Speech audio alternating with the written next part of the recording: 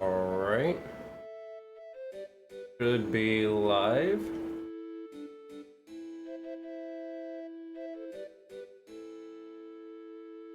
One second.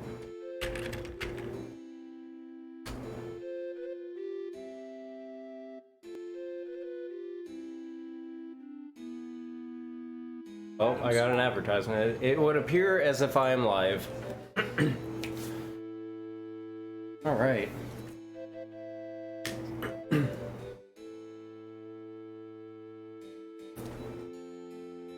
I'll wait for the advertisement to go away. I am good. Awesome. Excuse me. Get the cough out of the way now. What flavor of soda should you get for your dinner? Dr. Pepper. You will come to find out that I will probably almost always say Dr. Pepper. But Dr. Pepper. That is my vote. Alright, so this is my final run for Pizza Heart Project. My name is Joaish. I did 2 Majora's Mask 3D runs throughout the week, but now we're doing something a little bit different this time. Going back to my own personal roots, as it were, my start as a speedrunner. And let's get right to it. We're going to be doing Wind Waker HD 80%. And apparently my voice just wants to cough right as I go live. Lemon lime, woodruff, or iced tea? Ooh, okay. Lemon lime. I vote lemon lime. All right. All right. So before I start the run itself, I will go ahead and kind of explain the first trick we're going to do. We're basically going to get right into the run. Unlike the Majora's Mask 3D run, we're not going to have to go through much of an intro for this run. So we're going to be doing a trick called the Manual Super Swim, or MSS for short. And basically what we're going to be doing is we're actually going to be pause buffering a lot to gain speed in the water, and I'll explain that more as we watch the beginning cutscene. But I will give a kind of a slight flashing light warning, or I guess flashing warning in general. That'll only be for like a couple of minutes, but we're going to be starting off the run with probably the hardest trick in the run. So MSS will be doing a little bit of pause buffering here at the beginning, but without further ado, let's get right into it, and I'll go ahead and explain what we're about to get into. Y'all are in for a crazy run. Here we go. So for the first trick we'll do here, like I said, the MSS. So for MSS, basically what we're going to be doing is, so whenever you're in water, you can turn around in the opposite direction that you're facing, and it'll turn you 180 degrees instantaneously. But what the game is doing when you do that is it actually gives Link a little bit of backward speed for a single frame, and then Link stops moving. And I think they did that just to make it to where Link turning around looks smooth and natural, I guess. But we can actually exploit that by turning back and forth every single frame, and we can actually stack up that backward speed. If we want to get really technical, we actually get -3 speed every time we turn around. So what I'm going to be doing is I'm going to be pause buffering to turn around every single frame, and we're going to be building up to a certain speed to where I can then turn around every single frame automatically without having to pause buffer. And we'll get to that when we get to that particular part of the trick. So I'm going to be wearing these headphones that I've plugged into the gamepad. And I will have to focus a little bit for this trick. It shouldn't take too terribly long if all things go well. But as we're pause buffering, if you watch the rupee counter, if the rupee counter is not flashing, then that means it is working. We're getting the right timing on the pauses. If you see it flash, then that means we mistimed a pause. But without further ado, let's get into this.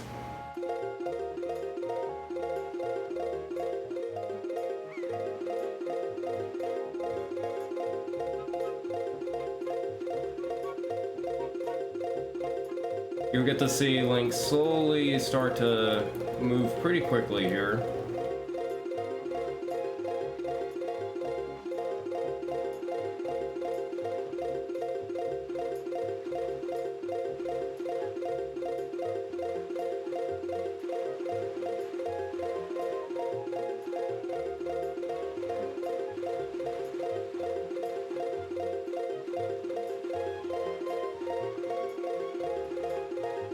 You can see it start to gradually build up speed here. We're starting to jump all over the place in the water.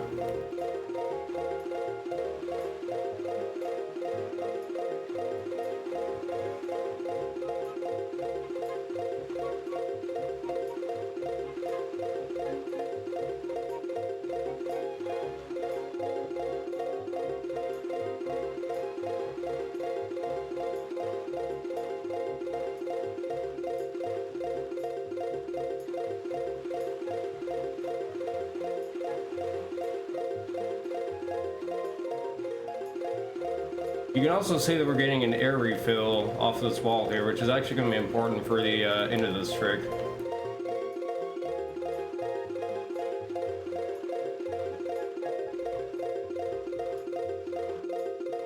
Gonna get a little bit of extra speed here.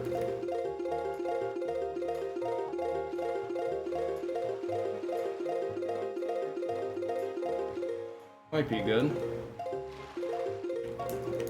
There we go. Alright, so now I have enough speed to where I can actually hold up and the camera will actually stay in front of Link. And now I can actually build up the rest of the speed automatically. And so we're going to get the remainder of the speed that we need to be able to get off of Outset.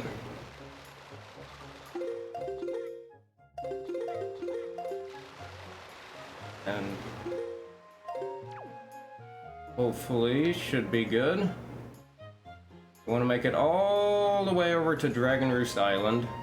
I need to be careful not to hit a submarine somewhere around here. Alright.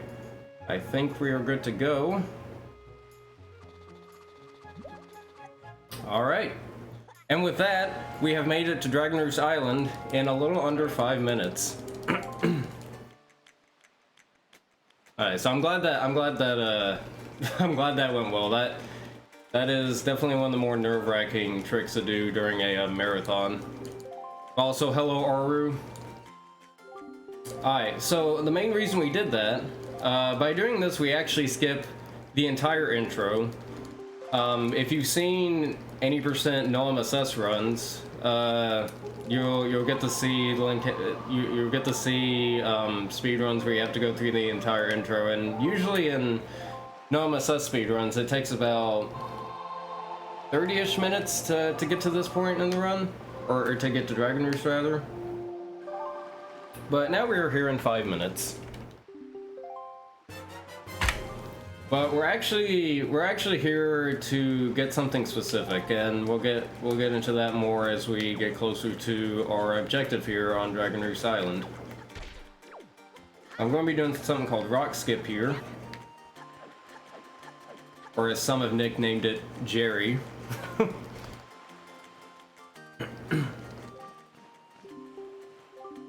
You might also notice we don't have a sword and shield. And I'll just go ahead and tell you that we will eventually be getting into Dragon Roost Cavern, the first dungeon. So what am I going to have to do without a sword and shield in Dragon Roost Cavern? I don't know. Well, actually, I do know. But we will see when we get to it. So this is probably... This part of the run, I would say, is probably the calm before the storm, if you will. Because we've got a few cutscenes we watch here, and then we're going to be going through a bit of Dragon Roost Cavern, and then after Dragon Roost Cavern, then we're just going to be going and going and going. Like we won't be stopping that much. So I've always learned that when doing like marathons or showcases of this category, that this is usually like the relaxing part of the run, and then once we're out of Dragon Roost, it's just like, okay, let's explain this. When is PG skip? I hope you're ready to wait for a long time, Aru. I hope you're ready to wait.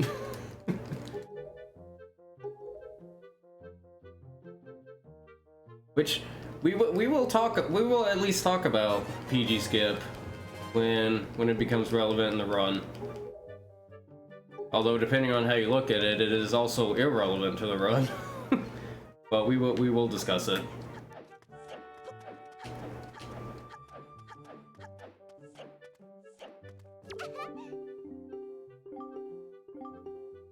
So, just doing some of the typical things here.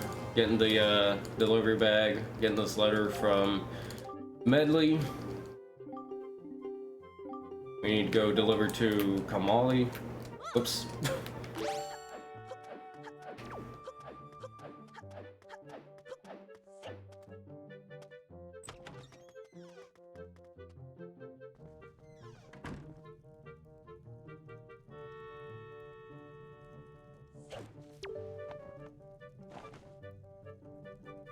Also, oh yeah, let me try to think of some of the minor things I can explain here. So we can what was I trying to say? Okay, no, you might be able to also tell that we are playing in Italian.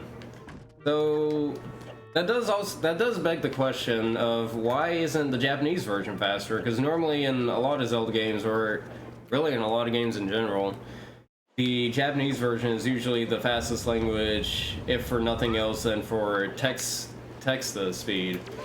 And if you've seen speedruns of the original Wind Waker, you'll see that they actually do play in Japanese. But why are we playing in Italian on the HD version? Well, in HD, they actually sped up the moving speed of the text. They sped it up by 4 times in every language except for Japanese. And because of this, the Japanese language is actually a lot slower, as you might imagine. But Japanese is one of the slower languages now. So in place of that, we have Italian. And Spanish is the second fastest language, only by like slower by like a couple of seconds. And the main reason I bring up Spanish is that if you're on an American Wii U and don't have the European version, then Spanish is the fastest language you can use. But if you're playing on the European version, then Italian is the fastest. Oh. This is also one of those cases I mentioned in the Majora's Mask 3D run where I'm mashing B while climbing, but it doesn't do anything. Because in Majora's Mask 3D, mashing B makes climbing faster, but it doesn't do that in this game.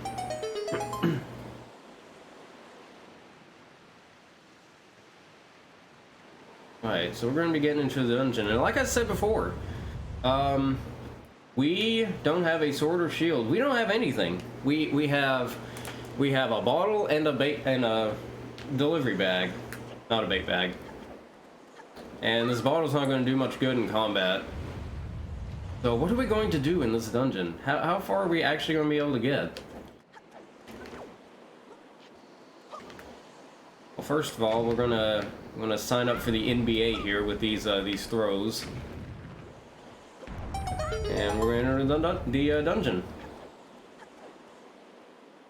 So y'all have seen some Breath of the Wild, y'all seen some Tears of the Kingdom throughout this marathon, and when we think about those games and how it does combat, we think about how Link will typically take weapons from other enemies, right?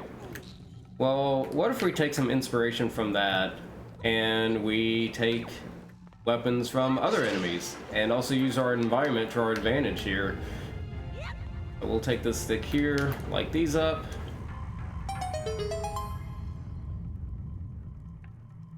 That looked really weird to me. I've been playing a lot of randomizer lately, which, by the way, the HD version now has a randomizer as of a couple months ago.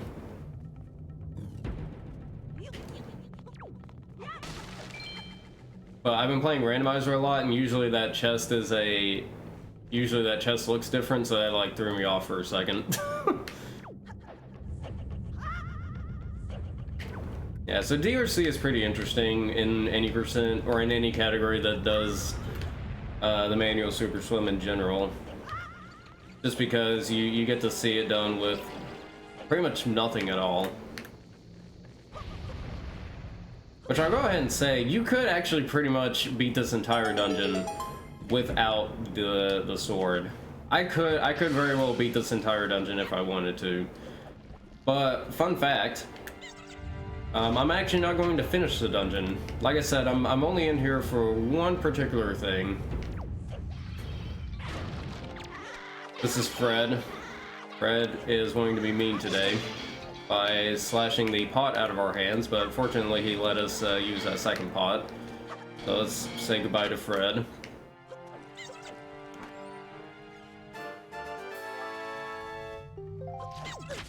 Ow.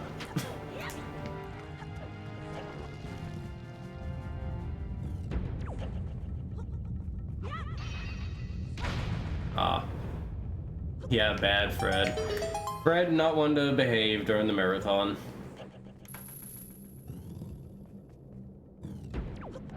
Once again, I'm gonna grab a rock. We're gonna say this combat rocks. We're gonna stick to our plan here. Okay. Anyways. Oh, he tried to hit me, but he failed. Alright, so this is Frank. Say hello to Frank.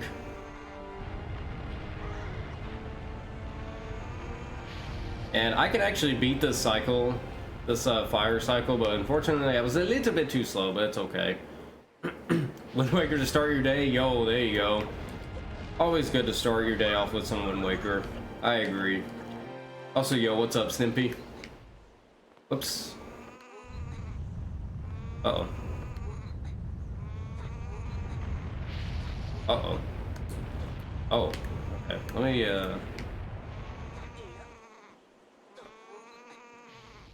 Oh my goodness. Oh, what is going on? Hello? Hello? There we go. Could not get the roll timing there.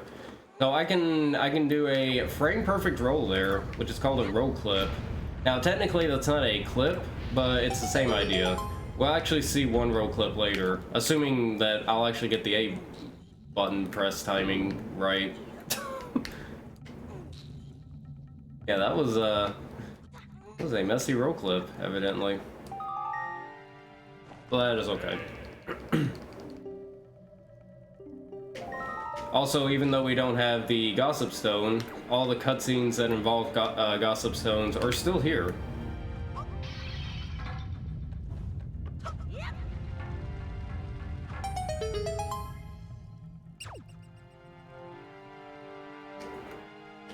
Once again, I'm rando braining myself here because I almost thought about ignoring that chest because it was a wooden chest.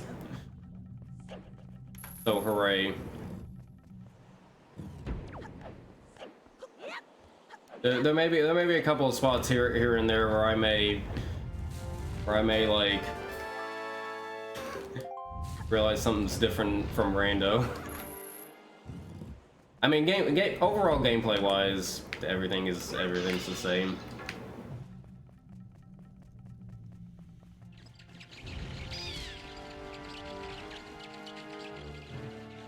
So far, I have not held down a button to scroll through text. But in any case, here's a primarily combat focused room. So we're gonna take our wrestling, take our inspiration from wrestling and give this guy the chair. And then we'll take his sword, bonk this wall. We're gonna get the double kill here.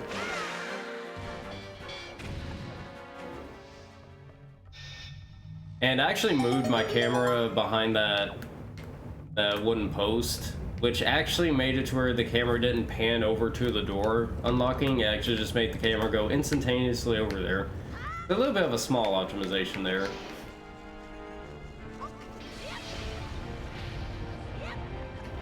Get a nice little jump there. Yeah, Strimmer, is this vanilla? I can't believe that item was in its vanilla location.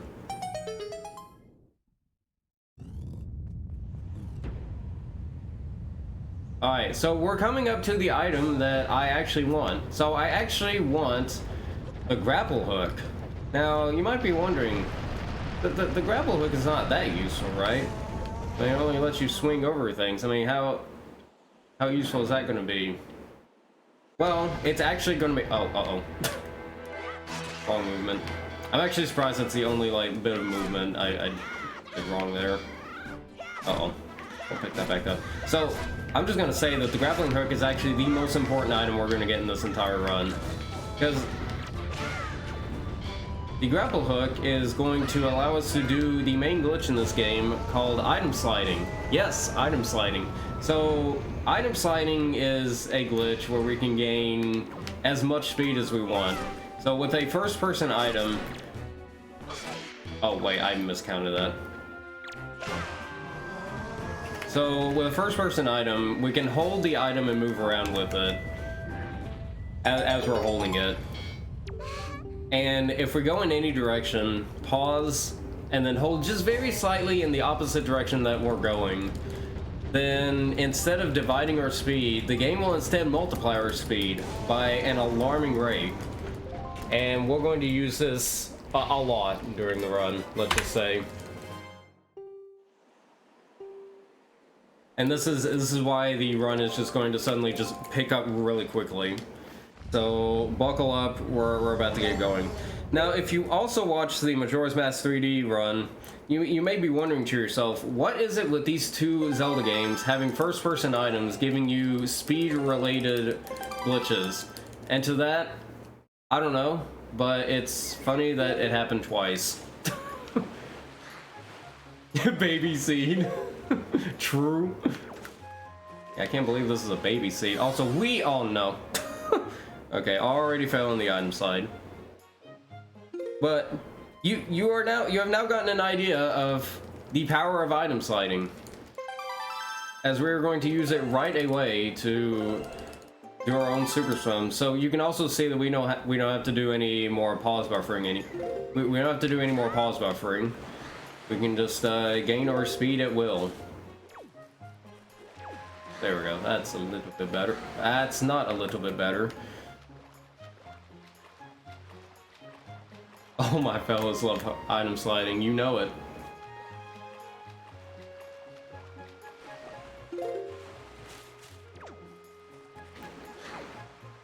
Okay. There we go. A little careful here. Navigate our way over to... Where'd it go? I'm lost. Oh, there it is. Okay. Can't see... Oh, there it is. Okay. Oh, I found it. Okay. Okay, we're going to navigate over to the sub. Now, we don't have a sword, and that's important because when we go over to these moblins that have lanterns specifically, they will act as the Forsaken Fortress guards. And since we don't have a sword, they will catch us and throw us in jail. So now they've thrown us into Forsaken Fortress. Now, it's important to differentiate two different Forsaken Fortresses. So, this is Forsaken Fortress 1, and... Oh, the crawling speed is slower than Rando. Okay. I was like, wait a minute, something's wrong. But, okay, anyways. So, this is Forsaken Fortress 1. This is on a different map than the regular map. And it's important that we do this one because we need to watch the cutscene at the end of this to spawn the boat. I also need to walk down here, and walking down there spawns the sword on top of the Forsaken Fortress here. And then Forsaken Fortress 2 is the one on the main map. But we need to do Forsaken Fortress 1 first.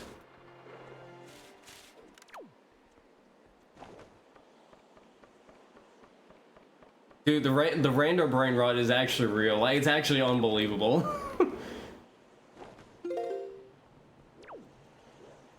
Uh-oh. I actually can't believe how much it's like, how much I'm noticing. Alright. So we're going to see our second biggest trick in the run here pretty soon. But before we get to that one, I'm going to be doing a very precise clip into this door. And I'll explain why I'm going to clip into this door as opposed to just opening it normally. But this is probably what I would say is the second hardest trick in the run. If not up there with MSS. Just because of how precise this clip is. Uh-oh.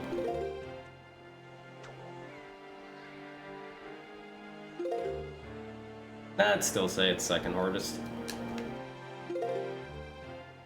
We just need a very specific angle into this, and then I need to time an A press, which really went well for me earlier. So hopefully it'll be fine here. Oh, come on. Okay, but I'm also getting really unlucky here, because he's clipping in place, and then it's killing all my speed. Then I'm building up here. I'm actually getting really unlucky here. Okay. There we go, first try. Very nice. 3, 4, 5. You might have also noticed that I swapped to the Pro Controller mode. So in this game, you either play on the gamepad or on the Pro Controller. There's two different modes for that. So I swapped to the Pro Controller mode on purpose because this trick that we're doing right here is only possible on Pro Controller. Well, it's possible only on Pro Controller, but you also do need the gamepad as well. So you might be looking at my screen right now. You might be thinking, wait, Joaish, your game feed has frozen. Your phone has died. Oh no. It's just, it's this all over again. Oh no. But in fact, my game feed has not frozen. And this is actually intentional. So we're doing something called pause storage right now. So to explain the different controllers real quick, when you're on gamepad mode, obviously you're playing on the gamepad, you're equipping stuff on the screen.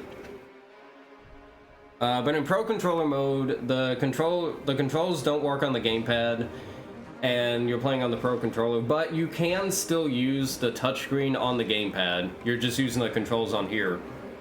But if you open the options menu on Pro Controller mode as you enter a loading zone, then you can actually have the options menu open while you're doing gameplay. And when this is happening, the pause menu will just be up here like this, so I can't see anything. So I'm going off of audio cues alone right here, and I'm actually waiting for a particular part of this cutscene to do what we're going to do. So once I get to this part of the cutscene right here, then I'm going to switch to gamepad mode, and I'm going to save the game.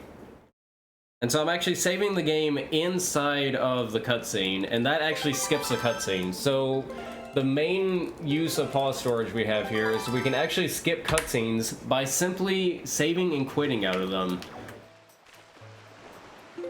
So not only can we go really fast, we can also skip cutscenes. We can't skip every single cutscenes for various different reasons, and I'll get more into that as we see those specific examples. But first off, we need to start collecting some things. So I'm gonna show off two different versions of this trick. Because we're going to be doing this twice for two different fairy islands. So this one is specific to this island. This is called the boulder clip.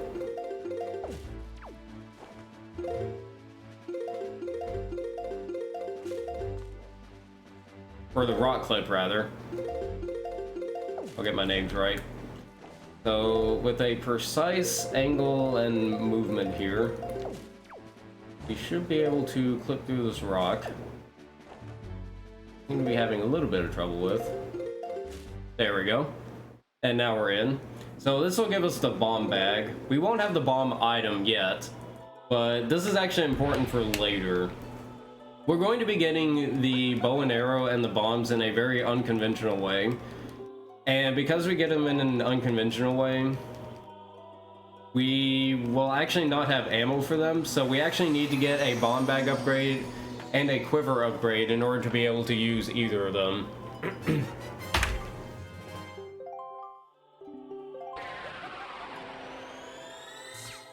And so I'm going to save warp here. Also, I forgot to mention before, when I saved and quit on Dragon Roost Cavern, I spawned back at Outset. That's because the game was still in the intro, so it's always going to spawn me on Outset no matter what.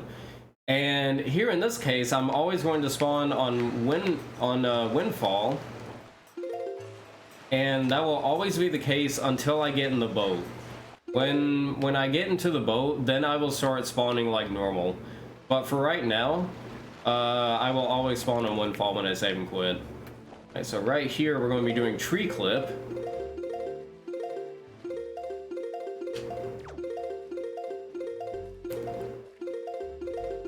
Which requires a lot of different inputs to get various different speed angles and all that complicated stuff. But to put it simply, we can go against this tree with a certain amount of speed and clip through the tree and into the fairy island.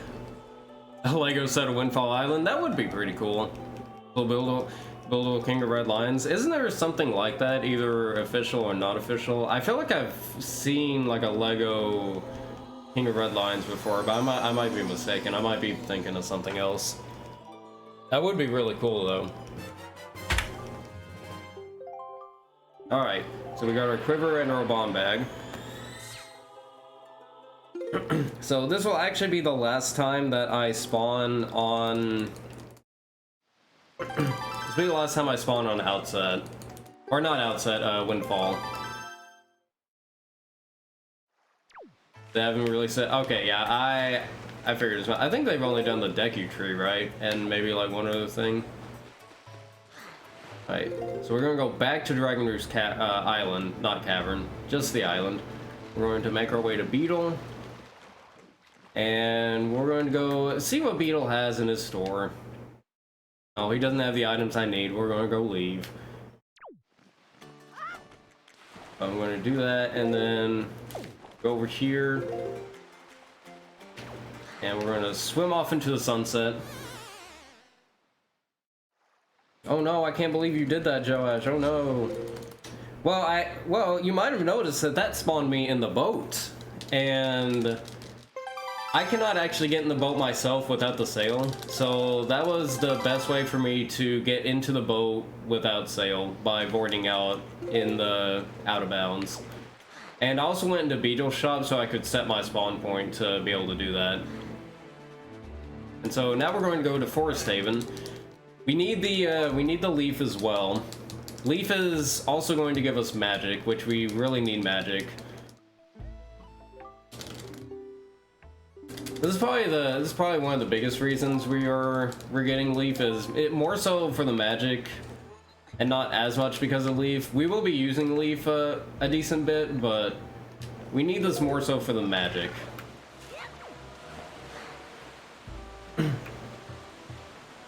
Alright, so we're going to be doing another pause storage here, so I actually have to navigate through this entire sequence blind. I'm going to do a setup to be able to open the options menu as we enter the loading zone.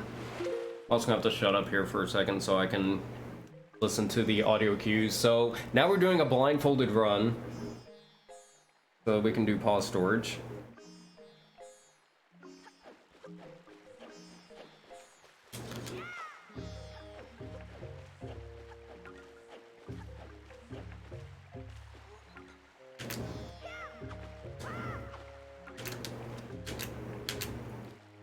Alright. Yo, thank you, team. Thank you. Okay. And once again, I do have the options menu open right now. I also have to be careful not to toggle options that I don't want to toggle.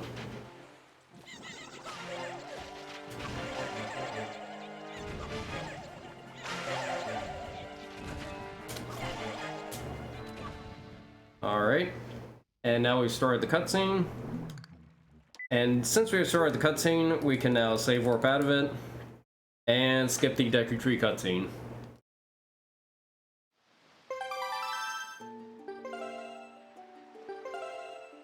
I could make anything from Zelda into a Lego set, what would I do? Whoops, that's the wrong item. I think it would be cool to make like a dungeon or something, like maybe a Link to the Past dungeon or something like that. That or like maybe an item or something from like Ocarina or Majora's Mask or something. I don't know. I feel like I could go a lot of ways with it. Which, speaking of Zelda and Lego, I actually do have the Master Sword Lego stand, which I actually got as a gift like a few years ago.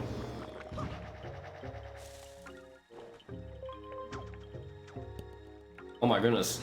A legitimate use of the grapple hook. Amazing. Right. We're also going to skip one of these bulbs here, because we can just barely get on this branch over here. Okay. And now we have the leaf. And with that, we are done with the collection portion of the run. So now it's time to start making our way to the end of the game. Because as you see, my time is halfway up. So, oh my goodness, we gotta start getting to the end of the game, right? Yeah, it's like the Master Sword put into its pedestal, like one of the official sets. All right, so I'm gonna use Beetle here to super swim off of the island. I have to ease myself into the water with a slope, otherwise I'd lose all my speed. So I have to use Beetle here to assist me into the water, and off we go. So we're gonna swim all the way across the ocean here, all the way to Forsaken Fortress. Now this is the Forsaken Fortress 2, as I described earlier. This is the overworld version of the Forsaken Fortress, which is where you would normally get the Skull Hammer and then go and fight Helmarok. But this is also what I like to call the item sliding playground, because we just item slide everywhere here. But you also have to be careful when item sliding here, because you can clip through a lot of these walls if you're not careful.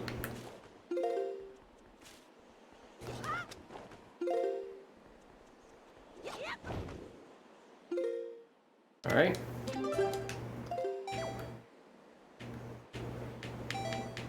Yeah, the Great Deku Tree Lego set looks really cool. Alright, so we're going to do a different version of the door clip here.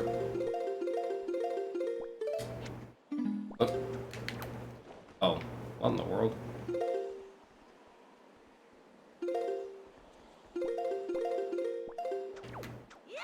Oh my goodness. Wait, that was actually really good. That was a very fast clip. So that version of the clip is a lot easier. I'm able to do it like that for this version because there is a small door under this big door that is not there in Forsaken Fortress 1. And we actually use that door to catch us into the middle of the door. Wait.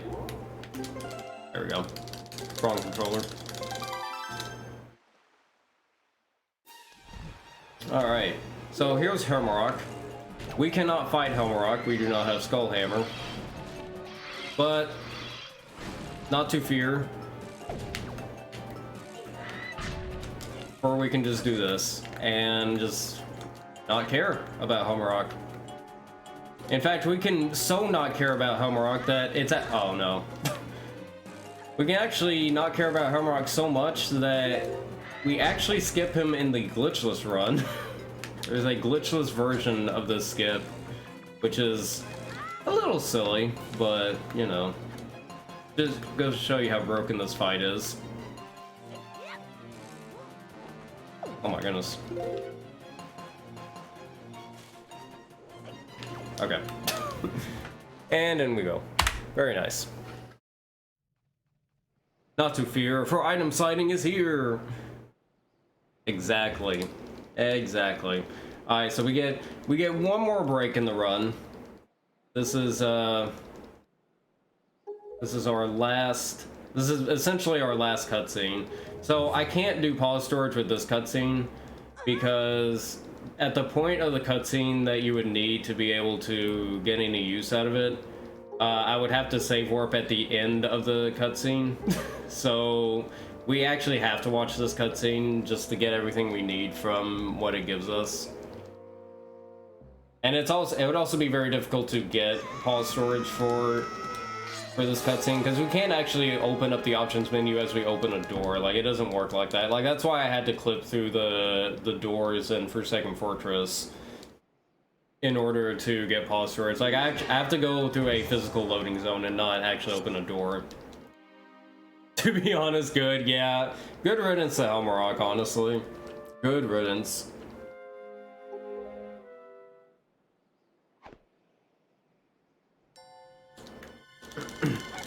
But yeah, this is probably the most important cutscene of the game in terms of progression. So, a little bit of an explanation to how Wind Waker cutscenes work. So, Wind Waker, they made it in an interesting way. They broke the cutscenes up into two different animation sets, as it's called. So, the first half of the game is in Animation Set 1, and that houses every single cutscene for the first half of the game.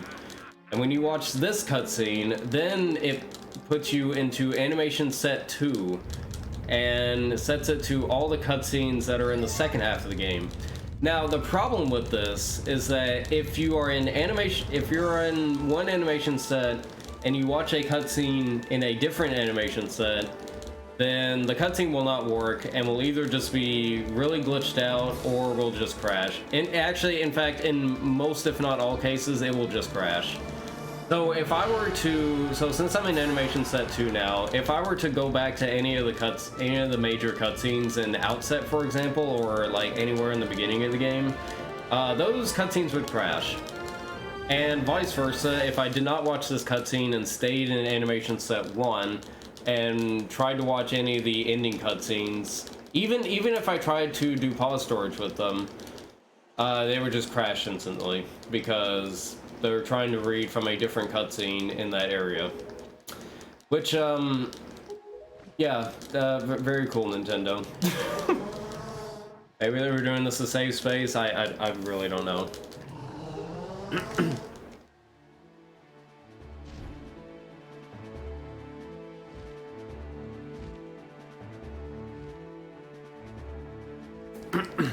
But we're about to get into one of the most iconic tricks in all of speedrunning.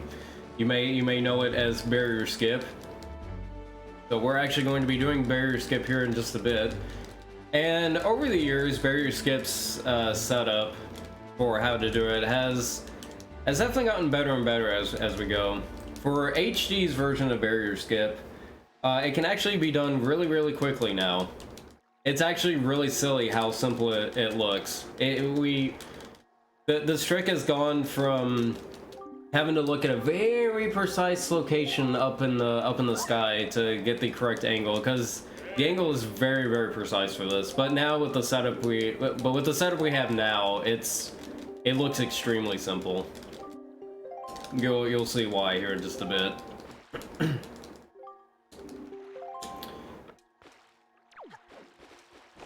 But out of like 60,000 plus angles, only 11 of them work. Yeah, Lego sets are really cool.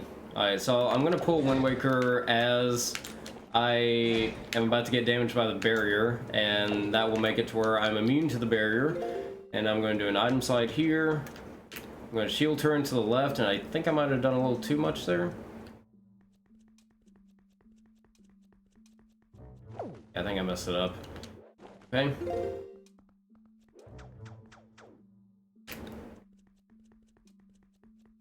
There we go.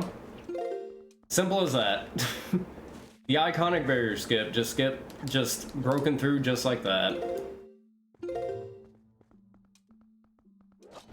And in we go. Into Ganon's Tower we go.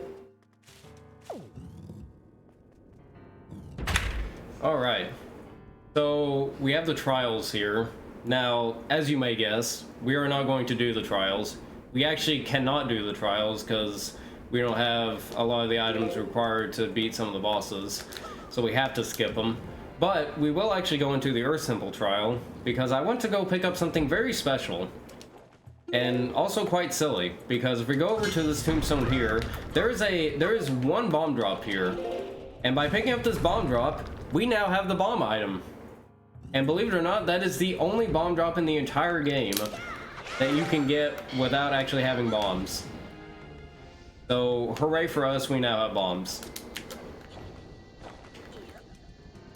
That trick is called late bombs. And it is quite silly. But in any case, we have bombs. And that's why we got the bomb bag, so that we can actually have bombs in our inventory.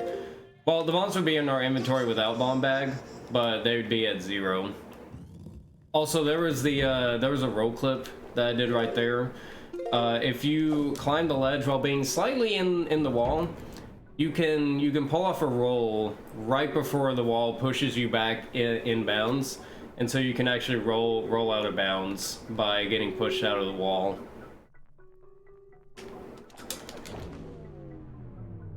And so we do that to skip the trials. And this maze is the same every time, so we can use the power of memorization to go through this entire thing. Oh yeah, I forgot they did a Animal Crossing Lego set. That would be cool if they did a Metroid one as well. Alright.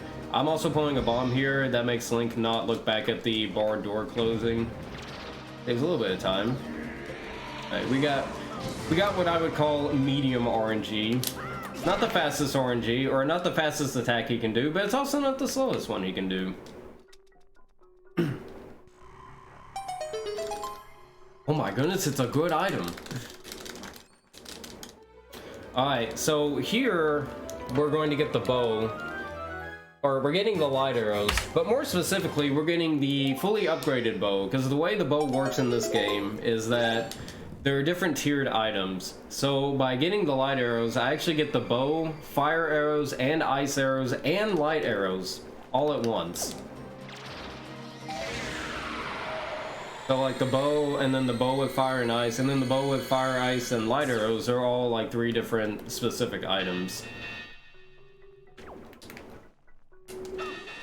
So that is actually really useful for us, because we are actually going to be using the fire arrows a little bit. And this is also why I got the quiver, so I can have arrows, because getting this bow does not give you the 30 arrow quiver. You would otherwise start with a 0 quiver if I did not go get the quiver upgrade itself. Uh-oh. Oh no. Oh dear. Okay. I'm gonna shoot them both with 1 light arrow. Oh my goodness. I'm surprised it didn't hit me, actually. Alright. Alright, there we go. Nice. Alright, so once again, gonna be doing more pause storage.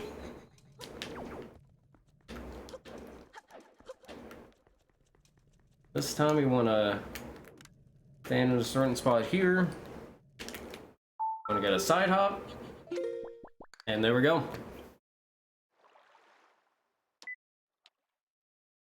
And so now we skip the Puppet Ganon cutscene.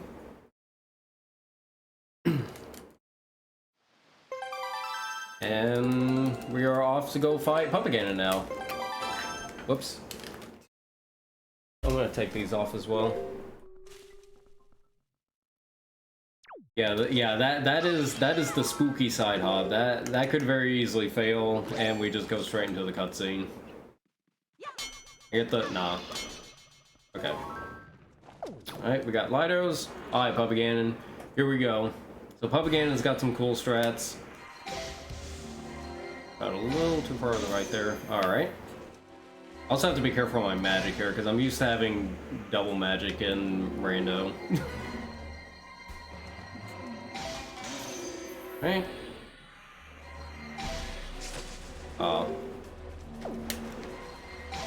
Okay. I forgot to damage down for Puppet Ganon skip. Oh yeah, so I should probably mention that if you watch the world record run for any percent, they do Puppet Ganon skip. which I can explain a little bit more when I explain the trick we'll do after Puppet Ganon. But essentially, Puppet Ganon skip would be the hardest trick in the run by like a mile, if not more. And it is not friendly for a marathon at all, so you will probably never see it in a marathon unless we get like a new setup for it or something. But for this run, we are fighting Puppet Ganon, which is only like 2 minutes slower. And an overall just better and more enjoyable run. I also got a double hit on Puppet Ganon there. Means one less phase.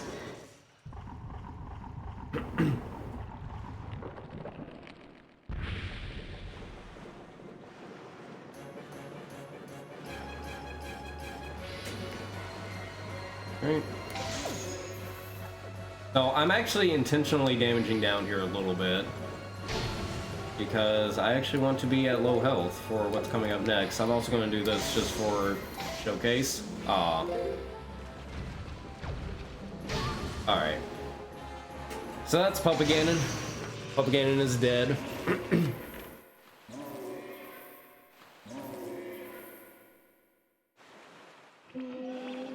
But wait a minute. We don't have a hook shot. We can't get up to the Ganondorf fight. And it would actually take like 2 hours to get to... Oh yeah, there's a cutscene here. It would actually take like 2 hours to get to the hook shot. Also, oh no, Strimmer, your health. Oh no. Oh no, Joaish, you got hurt a lot there in that fight.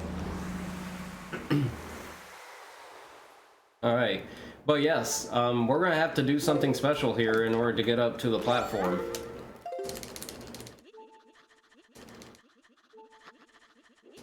But also right here, I can actually grab and let go of the rope continuously and climb up the rope a little bit faster.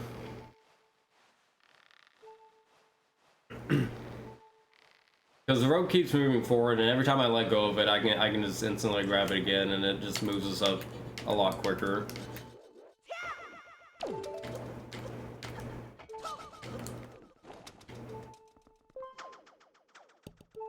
I also almost went on the wrong chain, also because of random.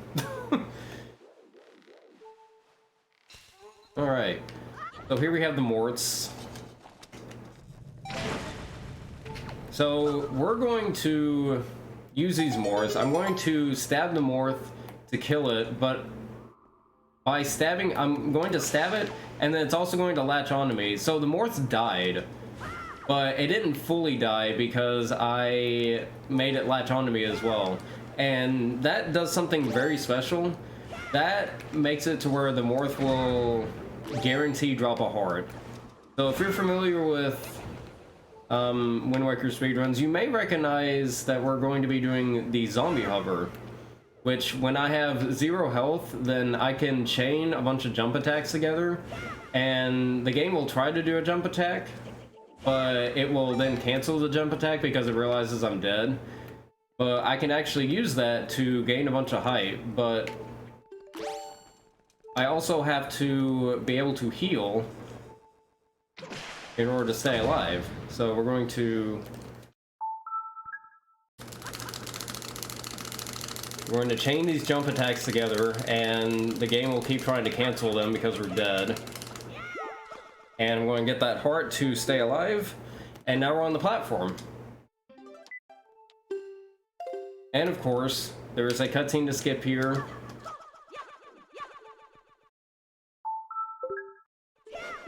And by doing that, we skip this one final cutscene.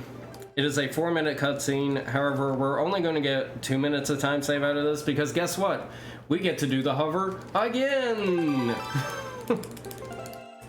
So yes, it is faster to skip this cutscene and to do the trick again, because the trick roughly takes about 2 minutes, and the cutscene lasts like 4 minutes. It is a long cutscene. So we're gonna skip the cutscene, and then we're gonna go right back into the fray here. Probably shouldn't have bothered with that magic, but that's okay.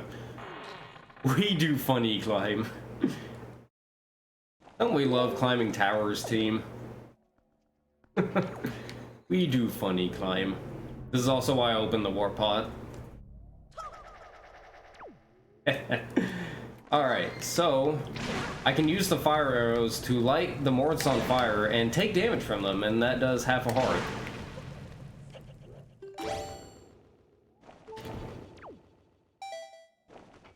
And then I can use this chain up here to crush myself and void out and end up back here. I can do a setup here to just go ahead and get this morph on me to set up the heart drop. Maybe? Oh. Oh. Okay. Alright, well, we kind of saved that. Okay. Need to make sure I get to a quarter heart. I can't tell you how many times, even in recent time, where I've forgotten to get that one last little quarter of heart down. Unlike in games like Breath of the Wild, a bomb only does a quarter of a heart of damage. It's a light little nudge. Alright, so we'll get the morph in position. And rinse and repeat.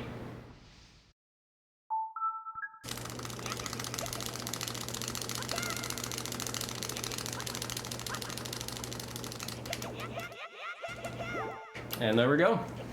Also, I have one heart, so I can't get hit for this fight. So hopefully all the practice I've done for this fight in Rando have paid off.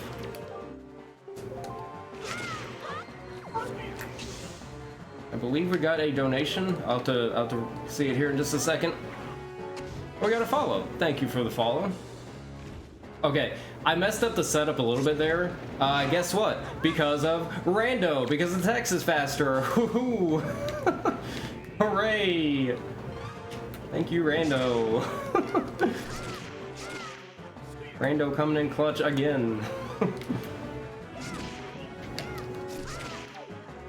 Also, we can do an insane amount of damage in HD by doing a jump slash and then a quick spin immediately after that, and it does like 6 times damage. And that's only in HD.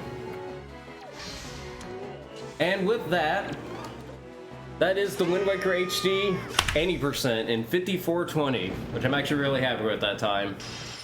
Especially since I forgot to mention this, I actually forgot to practice the Deku Tree cutscene skip with the blind movement. I realized that during the run. I was like, oh, I hope this goes well. So, yeah, I'm pretty happy with that, especially since I've mainly done like Rando a lot lately. So it's nice to be able to just ease right back into 80% like that real quickly. Yeah, thank you everyone for the GGs. That was a really fun run. And again, thank you to everyone at Piece of Heart Project for inviting me on this to do this, and not only do this, but to do this 3 different times for 3 different runs. I had a lot of fun, and I hope you guys had a lot of fun as well. Got to show off some pretty cool stuff. Some runs that are really near and dear to my heart. I would say three of my favorite speedruns, as it were. But yeah, thank you again for the GGs, and yeah, I hope you guys enjoy the rest of the marathon. Although, let me make sure that we are ready to go to our next things. I think there was talk about some schedule changes, so I'll wait here until I get the green light to transfer over to our next thing, which I believe we were doing bingo, I believe. Let me double check the schedule for what we are doing. Also, a little fun fact about this cutscene, because we just have to finish the tip of the parallel tower. True. Yep, now we gotta get my past self to finish the parallel tower in Parallel Worlds. Oh man. Time to go do it. Time to go climb another tower. Oh man. Oh yeah, we have Breath of the Wild bingo coming up after this. So I guess I can go ahead and show off some things. Oh yeah, the fun fact. So fun fact about this scene right here. So you saw that Zelda ran up to Link and grabbed up and caught him there. So if you wait on this cutscene for 20 minutes, Zelda will disappear. And then if you wait another 20 minutes, Zelda will run back up and catch Link again. I think it's that her animation lasts 20 minutes and then it just loops back around. So yeah, that's a thing. Now we're not gonna wait 20 minutes to see this, but I will say that sometimes when I end a random run or a speed run or whatever, sometimes I just leave the game on and and I'll just watch as Zelda appears and disappears every 20 minutes. So yay, more fun and exciting adventures in programming. Oh man, don't you love Nintendo? Let's wait 40 minutes then. Oh man. Yeah, let's get really behind schedule to watch Zelda disappear in 20 minutes. Oh man. But yeah, for the individuals that are going to be doing a bingo after this, I'll wait until y'all are ready. But in the meantime, I guess I can show off some tricks here and there. And I think the best way I will be able to show off tricks is to go into none other than what I have been advertising essentially this entire run. Wind Waker HD Randomizer, which yes, this is also plugged for Rando. I did just to be clear, I did not make Rando, but I am a big advocate for it. Ready whenever you are, feel free to show off a few things. Okie dokie. Let me think just a second. I'll show off maybe at least one. I'll show off at least one thing. Let me think here. Let's think here. Trying to think of something in Rando that I would maybe show off. Oh, I know one thing. Also, we get the Red Tribe tunic, my favorite color. So yeah, also a little Rando shout out. The HD version does have a Rando. Also should probably just do this. So we're gonna swim all the way to Cliff Plateau, where we're going to see a trick that we do in the 100% category. Gives you a chance to eat a couple of donuts. Oh, good. Good.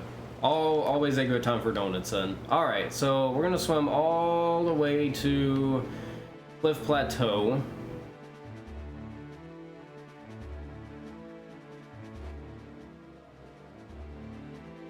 Also, I didn't mention this during the 80% run, but if you're familiar with the original game has a glitch called storage, which was patched in the HD version. However, in the randomizer, it is unpatched. So you can actually do some cool tricks where you can combine item sliding and storage together, and it's very cool. Alright, so let's say I wanted to get up to that chest over there, but I don't want to go into that cave. I want to get in there a little bit faster. Let's see if I remember how to do this. So I'm going to actually turn off gyroscope.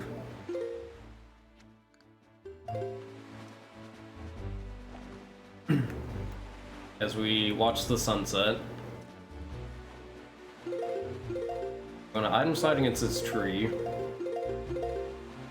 Uh-oh. This one's a little tricky, so hopefully I get it within a few tries.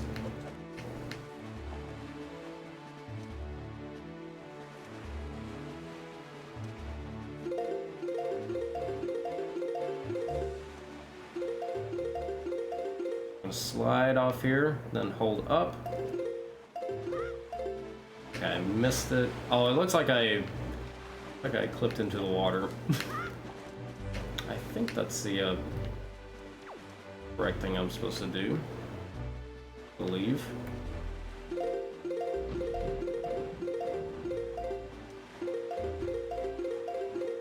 All right, and then I missed my pause buffer. Alright.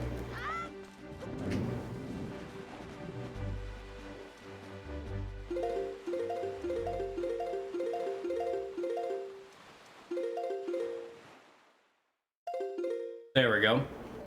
Alright, so we're gonna turn back on gyro. And so now I'm floating in the air. This is what's called an odd shot. And so I'm actually standing on this branch right here. But I'm like kind of high up. I'm like really high up in the air. But oh hey, look, there's a treasure chest right there. We can just go ahead and hookshot it, I think. Okay, there we go. And there you go. That's how you can get this chest without actually going into that cave. So there you go. There you have it. Let's think of maybe one other thing. How much donut eating time do I have left? No, okay.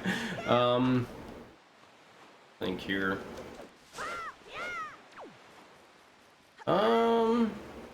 Another cool trick. I could show off what we used to do in 80% real quick. Actually, I would have to go back. We're gonna go back to the original game now.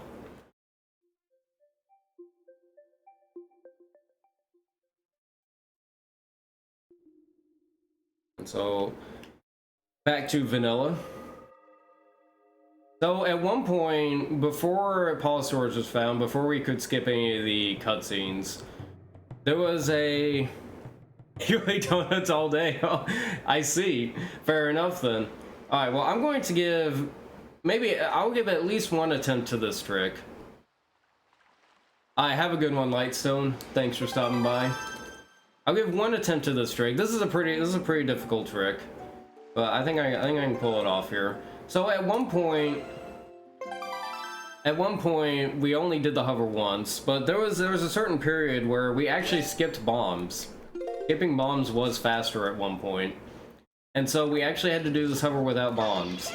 And so when we did that, we couldn't damage ourselves with the bomb in order to do the hover. So we had to come up with some different ways of doing this trick. And so there's actually two different versions of this. There's one version that we did at one point, and then there was a better version that came around when we discovered that we could shoot these morts with fire arrows and it did damage to them, and subsequently to us as well.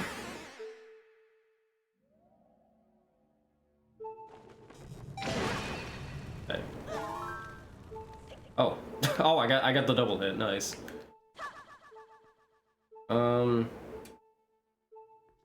here. Okay. So we're gonna do like we do here. Oh no. Okay, well I'll do whichever method is more convenient for what how many morts we have. Okay, so we're gonna do the old version first because the newer version of this requires 2 of these guys, but this one is also cool. Like I said, I'll probably only give this one attempt because it does take a bit to set up as well. Oh wait, that's not right. Oh wait, no, this is right. This is right. It's been a while. Right. So we want to put that morph in the corner there, and even though item sliding is alarmingly fast, it also does not make the morph move because it's technically we technically are using backward speed. Alright, so I'm gonna get a proper line up here.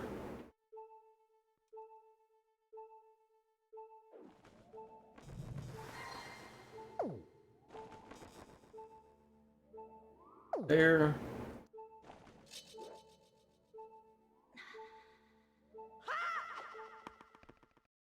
Alright. And so we take fall damage there, and now we have to do a really long hover up here. And not only that, we also have to shoot this morph. Oh, the morph fell. Oh, I did the wrong setup. That's what I did. Okay, hold on. No, I'll actually do this again because I actually did the wrong setup. I did the setup for the other version of this and not the old version of this.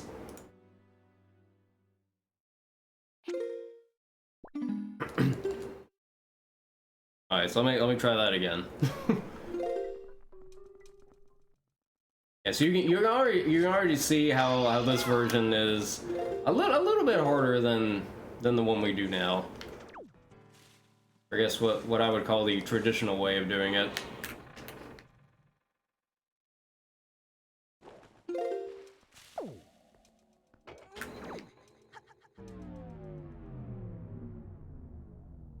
All right, I'll try that particular method again, for that particular version again.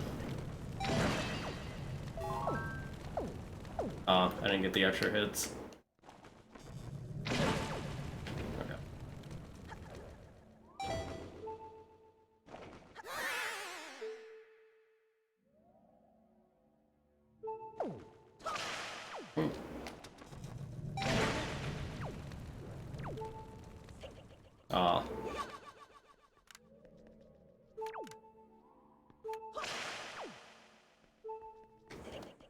Okay, I'm gonna cheat a little bit here and damage them with bombs just for the sake of time. But pretend we don't have these. Okay, we're back to not having bombs.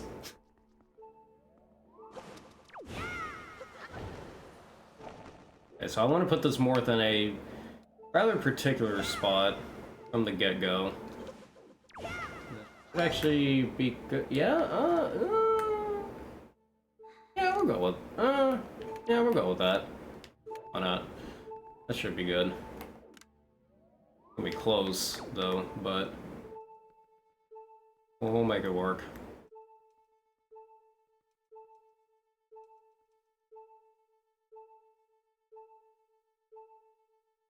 Here.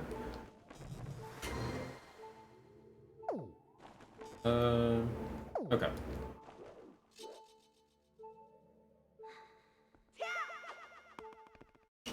Alright, and off we go again. So we have to do a really long hover up here. But you might have also noticed that, unlike the other hover, we have not shot the Morph yet. So we actually have to shoot this Morph mid-hover. So I actually have one attempt to hit this Morph with the bow. And it is a frame-perfect shot. And so we'll see how well this goes. Yeah, this is actually a really good position.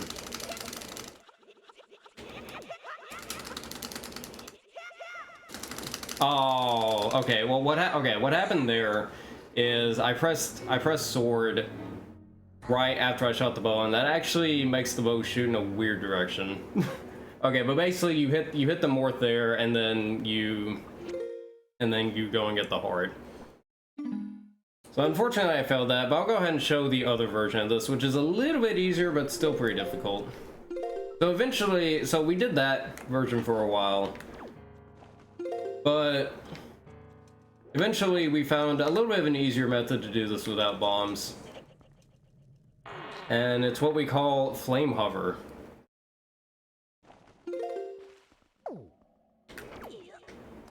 And it's a little bit goofy. It's a little bit goofier looking, but still really cool.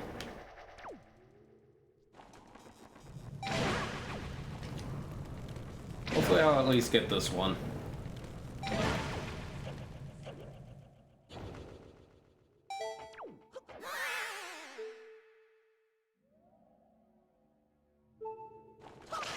Right.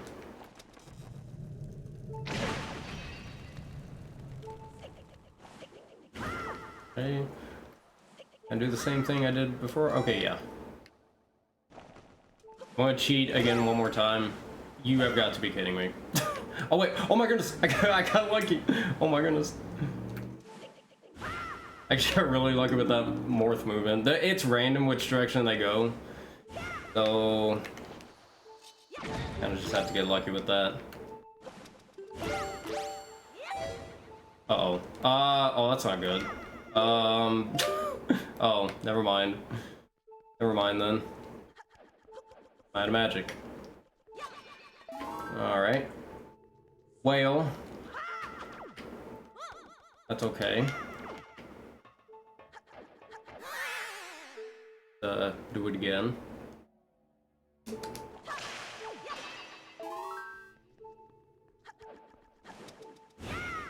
Okay. And if there's ever a case where two Mords are flying together, and I don't know which one it is that is going to spawn the heart, it's always the one that's looking away from you. That's the one that was trying to run away.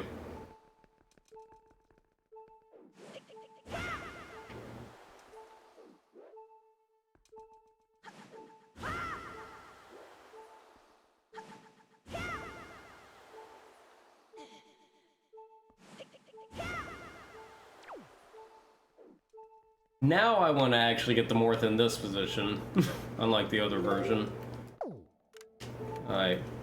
But now we're going to take this pot, go up to the Morph here,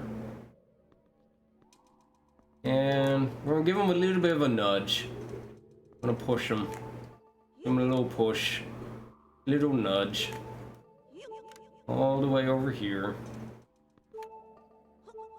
I could use Leaf to blow the Morph here over to where I want him to be, but that's... I have no way of predicting where the Morph is going to go, so this is a more ideal solution. And it's actually not as slow as it looks. I used to think this would be like really slow to do, but it actually is not. Believe it or not. Alright. So lined up right about... Yeah, right about here. Okay. So line ourselves up. What was it like right there? Yeah. And so with that, I damage myself and make myself fall off, and that gives us a free hover. And now we're lined up with this other Morph here.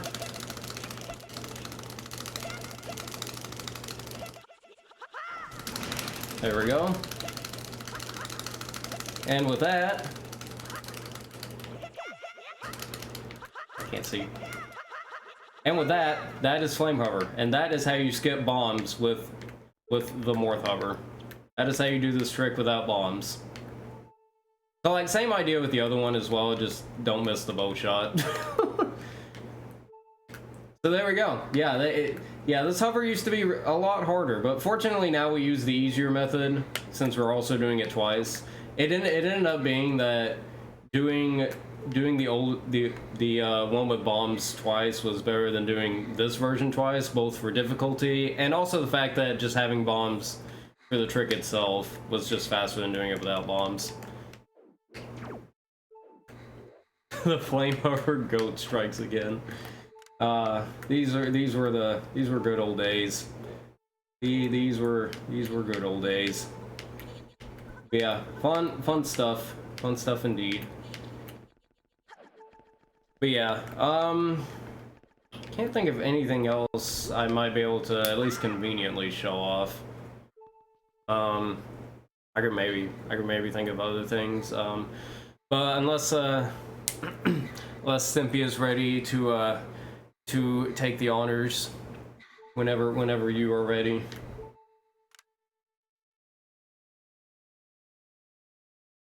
But yeah, this room has a lot of history to it.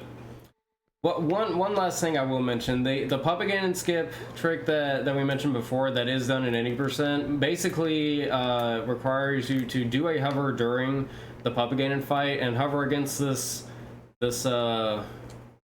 thing right here all the way up here, and you actually have to hover all the way up here before the keys spawn. You also need to hover fast enough to get up here in order to get here, and then you need to kill a keys to make them drop a heart, and then you land up here without having to fight the Puppet Ganon fight, which is extremely precise, and it's a little bit luck based, and it requires an insanely precise amount of mashing for over a minute straight. It's pretty bad. Soft lock percent. Oh man. Ready to go? Okie dokie. Well, with that, I will be signing off. We'll be doing Breath of the Wild Bingo next for the Piece of Heart project, so be sure to stick around and support them for that. And once again, I appreciate you guys allowing me to be on here, and I appreciate you guys for watching as well. I hope you guys enjoyed the run, and I will see you guys another time. Take care, everyone. I will bring it over to Snippy with Breath of the Wild Bingo. Later, everyone.